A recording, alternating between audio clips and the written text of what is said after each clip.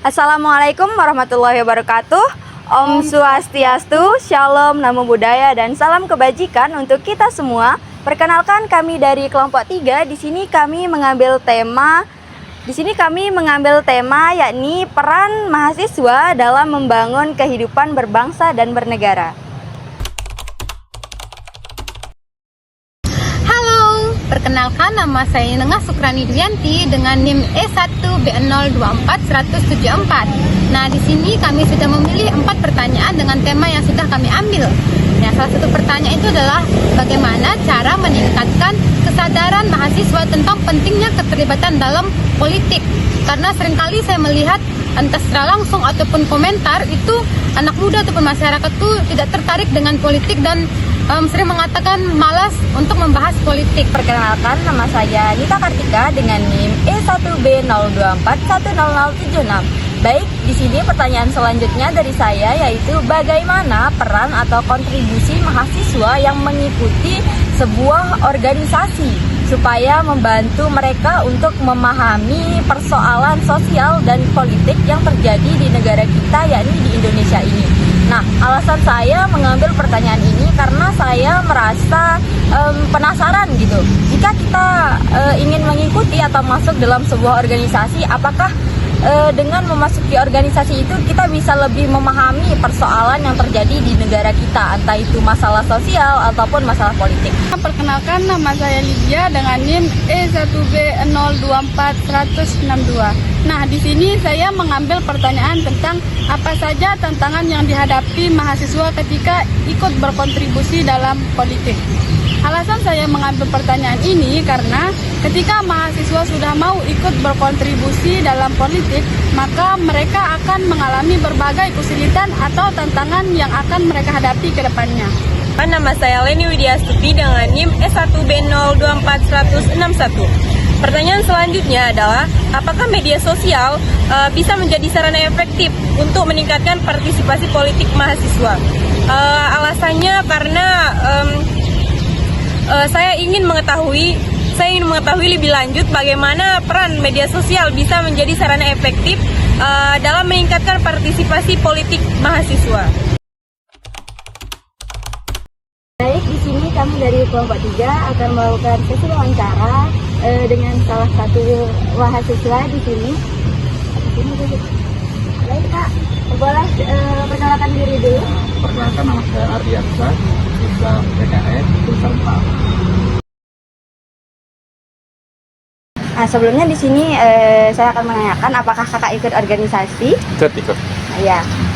Nah, dengan kakak mengikuti organisasi itu, apakah bisa membantu Kak Dian untuk memahami persoalan sosial dan politik yang terjadi di negara kita? Begitu. Baik. Pertanyaannya. Saya ikut beberapa organisasi yang internal maupun eksternal kampus. Dan betapa besar organisasi itu kemudian merubah pola pikir kita, apalagi memahami soal politik dan sosial gitu. Karena apa? Karena di organisasi itu kita dihadapkan dengan berbagai persoalan, dihadapkan dengan beberapa orang yang kita bisa ajak diskusi tentang politik. Dan hari-hari ini mungkin ketika kita lihat ruang-ruang diskusi, ruang-ruang demonstrasi itu soal politik, itu pasti diisi oleh anak-anak yang berorganisasi semua. Karena kepekaan mereka terhadap organisasi itu cukup tinggi, dan itu saya rasa akibat dari mereka ikut organisasi. Itu saya rasa. Mungkin hanya itu saja ya, Kak? Iya, terima kasih. Baik, di sini saya akan membahas mengenai hasil wawancara dari pertanyaan bagaimana peran atau kontribusi mahasiswa yang mengikuti sebuah organisasi bisa membantu mereka untuk memahami lebih lanjut terkait isu-isu sosial dan juga politik di negara kita. Jadi, menurut narasumber atau salah satu mahasiswa yang kami wawancara, dengan kita mengikuti sebuah organisasi, hal itu bisa mengubah pola pikir atau cara kita berpikir terkait masalah-masalah ataupun isu-isu yang terjadi di negara kita ini. Karena tentu saja saat kita masuk dalam sebuah organisasi, kita akan dihadapkan dengan berbagai macam persoalan atau permasalahan. Sehingga dengan adanya persoalan atau permasalahan itu bisa membuat kita membuka ruang diskusi dengan teman satu organisasi. Nah, dalam diskusi itu tentu saja di sana kita akan berbagi berbagai macam pendapat masing-masing gitu.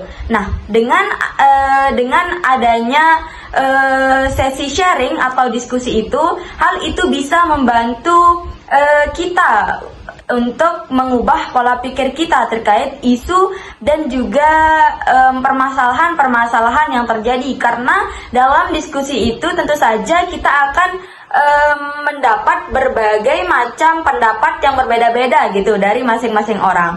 Dan juga menurut narasumber yang kami wawancarai itu, dengan kita mengikuti sebuah organisasi, hal itu juga bisa meningkatkan kesadaran kita terkait isu-isu sosial dan juga politik yang terjadi di negara kita. Jadi solusinya yaitu mengikuti sebuah organisasi.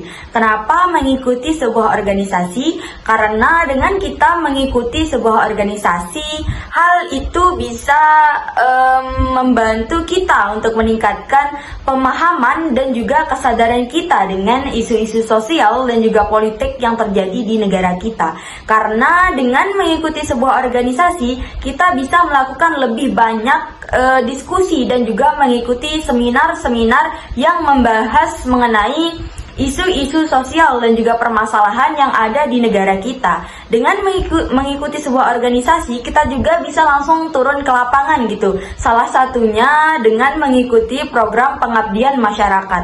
Nah, di pengabdian masyarakat ini kita bisa melihat dampak dari kebijakan yang diberlakukan oleh pemerintah jika tidak sesuai dengan apa yang masyarakat inginkan. Nah, dengan kita melihat dampak itu, hal itu bisa membuat kita lebih memahami dan juga menyadari pentingnya partisipasi kita sebagai mahasiswa untuk mengambil peran andil dalam mengikuti isu-isu sosial dan juga politik, supaya kebijakan-kebijakan yang dilakukan oleh pemerintah bisa sesuai dengan apa yang diinginkan oleh masyarakat. Nah, pertanyaan selanjutnya itu, bagaimana cara meningkatkan kesadaran mahasiswa tentang pentingnya keterlibatan politik? Karena sering banget saya dengar orang-orang tuh kayak bilang kayak, malas ikut-ikutan politik, itu nggak mau ikut campur soal politik. Kayak gitu. Ya benar. Bagaimana cara meningkatkan kesadaran mahasiswa dalam politik?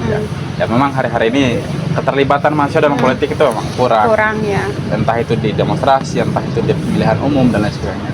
Dan itu kembali kepada diri pribadi mahasiswa, karena karakternya memang gitu, Gen Z. Nah, apa kemudian cara yang bisa kita lakukan? Paling tidak kita seminar-seminar tentang politik itu perlu digencarkan, misalkan dari prodi PKN sendiri atau dari fakultas, untuk kemudian menyiapkan wadah bagi mahasiswa umum itu tentang politik supaya mereka ikut gitu. Nah, ada kepekaan mereka tentang politik di dalam ketika disiapkan wadah seperti itu. Kemudian bisa juga mereka hal tentang politik itu tuh diikut libatkan dalam kurikulum. Misalkan ada mata kuliah kurikulum, mata kuliah politik ya. Nah, itu juga bagian dari cara untuk kemudian meningkatkan kesadaran mereka tentang politik. Dan saya rasa mungkin keterlibatan dalam organisasi juga bagian dari cara untuk meningkatkan kesadaran dalam politik. Itu aja menurut saya. Terima kasih. Jadi, setelah selesai wawancara mengenai pertanyaan bagaimana cara meningkatkan kesadaran mahasiswa tentang pentingnya keterlibatan mereka di dalam politik. Nah, yang seperti kita lihat saat ini adalah banyaknya mahasiswa ataupun masyarakat sangat kurang dalam mengikuti isu-isu politik ataupun sosial yang terjadi di sekitar mereka. Karena mereka cenderung menyukai konten-konten yang kurang relevan ataupun kurang bermanfaat bagi mereka. Sehingga mereka tidak tertarik untuk mengikuti isu-isu sosial dan tertinggal dengan isu-isu politik yang terjadi di negara kita. Jadi, solusi untuk mengatasi permasalahan tadi adalah dengan cara pendidikan politik. Bisa melalui kurikulum akademik, seminar, dan juga diskusi secara terbuka. Nah, dengan menyediakan materi yang membahas sistem pemerintahan, hak dan kewajiban warga negara, serta dampak kebijakan terhadap masyarakat. Nah, contohnya itu seperti kebijakan pemerintah yang tidak sesuai dengan yang dibutuhkan oleh masyarakat, sehingga ini memicu keributan antara masyarakat dengan pemerintah. Nah, melalui ini mahasiswa memahami bahwa politik memiliki pengaruh yang sangat besar di kehidupan mereka. Nah, selain itu juga bisa juga dengan partisipasi aktif dalam mengikuti organisasi kemahasiswaan. Karena melalui organisasi mereka dapat melihat secara langsung bagaimana kebijakan yang dibuat dan bagaimana suara mereka dapat berkontribusi dalam perubahan sosial. Selanjutnya, apakah media sosial bisa menjadi sarana efektif untuk meningkatkan partisipasi politik mahasiswa? Oke, apakah media sosial bisa meningkatkan partisipasi politik? Saya pernah lakukan penelitian di KPU dulu. Ternyata salah satu cara untuk kenapa mahasiswa itu tidak terlibat dalam politik karena transparansi informasi tentang politik itu kurang, sehingga media sosial menjadi salah satu sarana, menjadi salah satu instrumen untuk menyebar informasi, dan itu sangat penting dan sangat nyata adanya untuk media sosial itu menjadi sarana penting lah untuk menyebar informasi tentang politik, dan itu impactnya besar sekali terhadap partisipasi mahasiswa tentang politik. Baik, di sini saya akan membahas apakah media sosial bisa menjadi sarana efektif untuk meningkatkan partisipasi politik mahasiswa. Menurut Kak Dian, kebetulan beliau dulu pernah melakukan penelitian di KPU, Komisi Pemilihan Umum.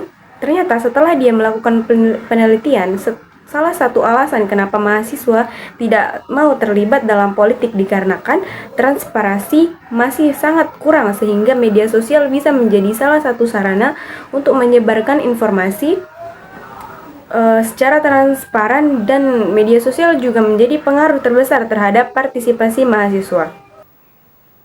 Media sosial merupakan alat yang sangat efektif untuk mendorong partisipasi politik di kalangan mahasiswa. Melalui platform seperti Instagram, TikTok, YouTube, dan Facebook, informasi politik dapat tersebar dengan cepat dan luas, sehingga memudahkan mahasiswa dalam mengakses berita, ulasan kebijakan, serta diskusi tentang isu-isu politik. Salah satu kelebihan utama media sosial adalah kemampuannya menyediakan ruang diskusi yang interaktif. Mahasiswa dapat saling bertukar pendapat, berdiskusi, bahkan berdebat secara terbuka mengenai berbagai persoalan politik, yang pada akhirnya meningkatkan kesadaran mereka terhadap dinamika pemerintah. Selain itu, kampanye digital dan gerakan sosial yang menjadi viral kerap memotivasi mahasiswa untuk terlibat dalam aksi nyata, seperti mendatangi petisi daring, memberikan donasi, sehingga turut serta dalam mendemonstrasi atau advokasi kebijakan. Di sini saya akan menjelaskan beberapa solusi untuk meningkatkan partisipasi politik mahasiswa dalam media sosial. Yang pertama, membuat konten yang menarik.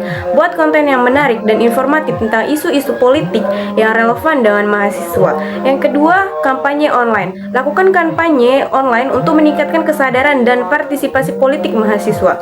Yang ketiga, diskusi online. Buat diskusi online yang terbuka untuk instruktif dan membahas isu-isu politik dan meningkatkan kesadaran mahasiswa.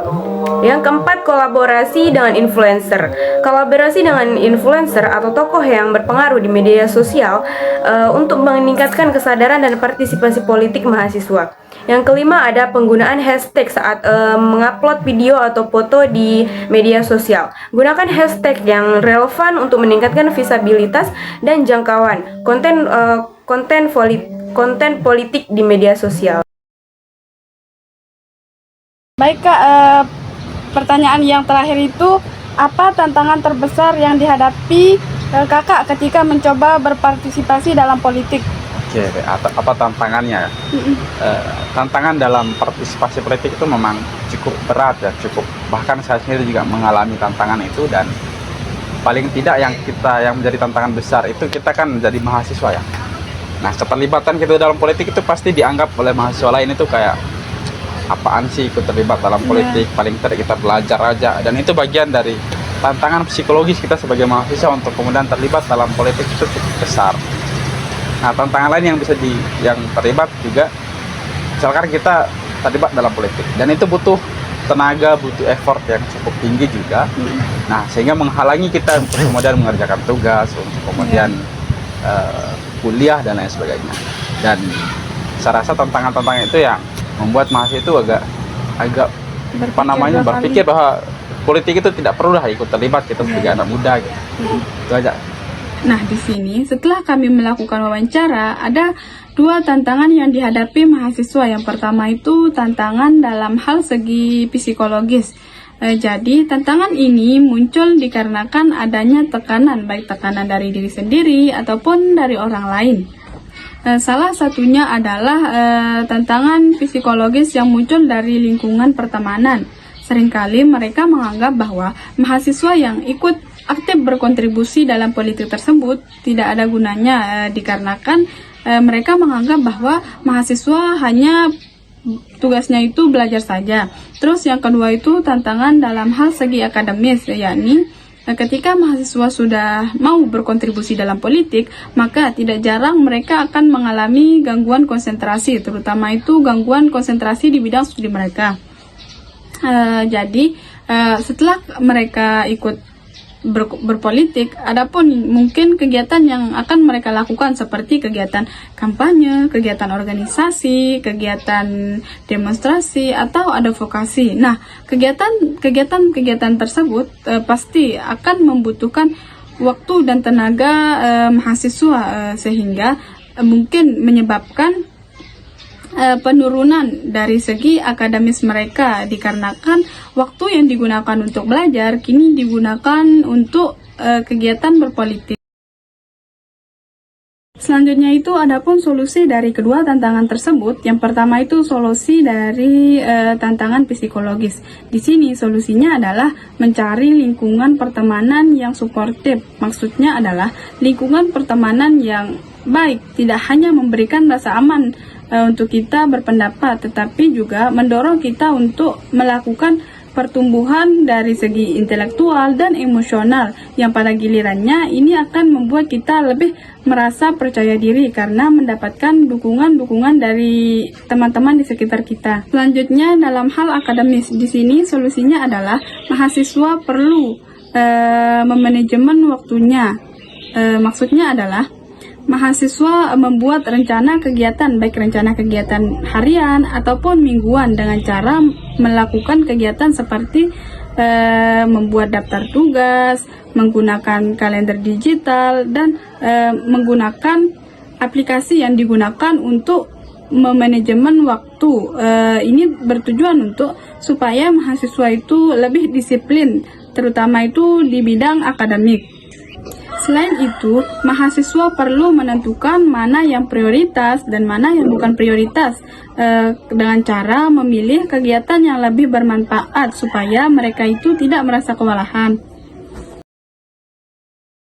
Kesimpulan dari tema yang kami ambil yaitu peran mahasiswa dalam membangun kehidupan berbangsa dan bernegara. Dan juga setelah kami melakukan wawancara, ternyata kita sebagai mahasiswa memiliki peran yang sangat penting dalam membangun kehidupan berbangsa dan bernegara, teman-teman. Dengan salah satu caranya yaitu meningkatkan kesadaran dan juga pemahaman kita terkait persoalan ataupun permasalahan yang terjadi di negara kita. Bayangkan teman-teman, jika kita sebagai mahasiswa atau sebagai masyarakat gitu tidak memahami dan juga tidak mengerti terkait permasalahan yang terjadi di negara kita, tentu saja hal itu bisa dimanfaatkan oleh orang-orang atau petinggi-petinggi yang ada di negara kita. Padahal dampaknya itu sangat besar bagi kehidupan kita sehari-hari. Jadi di sini kesimpulannya, kita sebagai mahasiswa itu harus memiliki kepekaan atau kesadaran yang lebih terkait dengan permasalahan atau persoalan yang terjadi di negara kita, supaya kebijakan-kebijakan yang dibuat oleh pemerintah itu bisa sesuai dengan apa yang diinginkan oleh masyarakat. Mungkin hanya itu saja. Sekian dari kelompok 6. Assalamualaikum warahmatullahi wabarakatuh.